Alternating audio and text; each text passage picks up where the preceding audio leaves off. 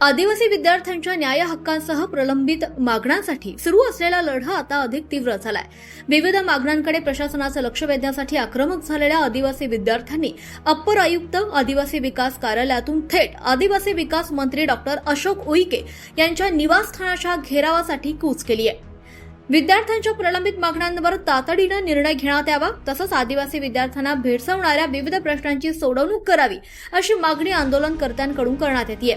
दरम्यान विद्यार्थ्यांनी घेतलेल्या आक्रमक भूमिकेमुळे प्रशासनासमोर आता मोठं आव्हान उभं राहिलंय।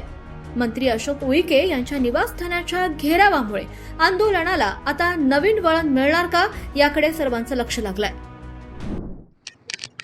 आम्ही चांदूर रेल्वेच्या समोर निघालेलो आहोत आमच्या विविध मागणीसाठी।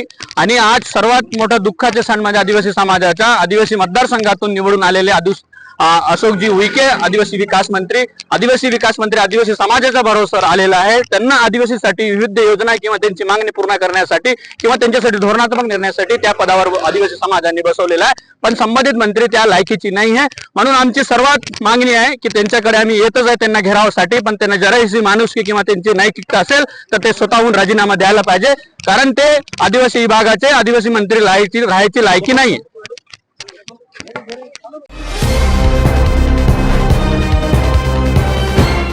पाहत रहा फक्त जनविकास न्यूज, सत्य, संघर्ष आणि जनतेचा विश्वास।